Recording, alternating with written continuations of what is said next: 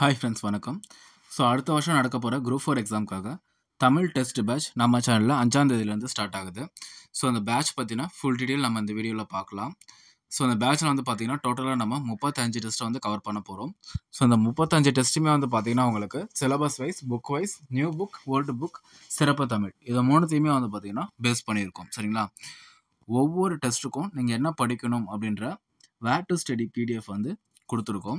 இது இல்லாமல் உங்களுக்கு மெட்டீரியல் வந்து அவுட் சோர்ஸ் மெட்டீரியல் வந்து கண்டிப்பாக குரூப்பில் வந்து ஷேர் பண்ணுவோம். சரிங்களா?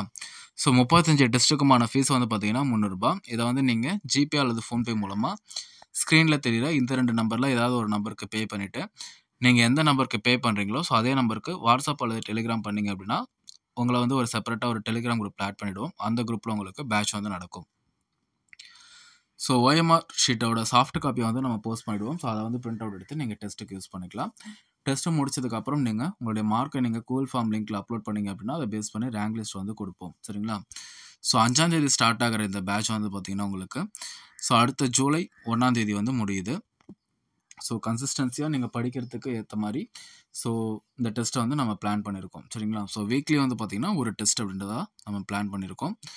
ஒவ்வொரு டெஸ்ட்டுக்கும் நீங்கள் எப்படி படிக்கணும் அப்படின்ற டீட்டெயில்டு ஸ்டடி பிளான் வந்து இதில் இருக்குது.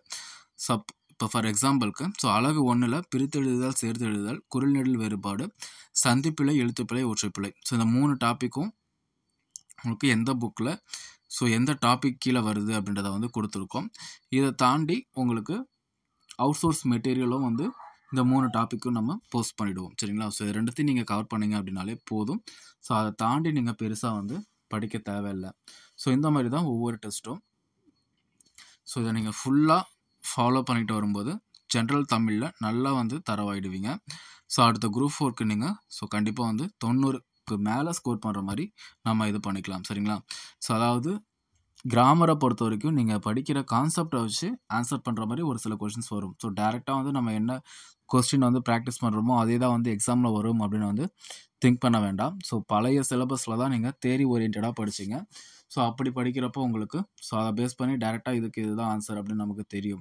பட் வந்து புது சிலபஸ் படி உங்களுக்கு ஸோ நீங்கள் என்ன படித்து புரிஞ்சுக்கிட்டீங்களோ ஸோ அதை பேஸ் பண்ணி நீங்கள் ஆன்சர் பண்ணுற மாதிரி இருக்கும்.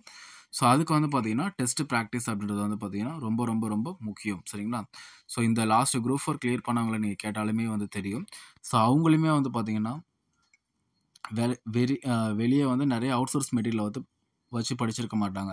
பட் வந்து அவங்க புக்கில் என்ன கான்செப்ட் வந்து படித்தாங்களோ ஸோ என்ன புரிஞ்சுக்கிட்டாங்களோ ஸோ அதை வச்சு அவங்க ஆன்சரை வந்து 4 ஆப்ஷனில் எதை வந்து எலிமினேட் பண்ணலாம், எது வந்து வரும் அப்படின்னு சொல்லி உங்களால் கெஸ் பண்ண முடியும்.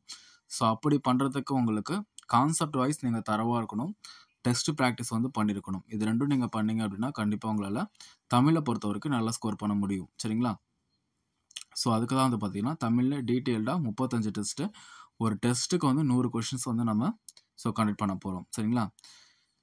ஸோ இந்த பேட்சில் ஜாயின் பண்ண வில்லிங் இருக்காங்க. லாஸ்ட் டே வரைக்கும் வெயிட் பண்ணாமல் ஸோ இன்றைக்கே நீங்கள் ஃபீஸ் பே பண்ணி ஜாயின் பண்ணிக்கலாம். வேறு ஏதாச்சும் டவுட் இருக்குது அப்படின்னாலும் நீங்கள் கீழே போஸ்ட் பண்ணுங்கள். ஸோ கண்டிப்பாக வந்து அதுக்கு வந்து ரிப்ளை பண்ணுவோம். தேங்க்யூ.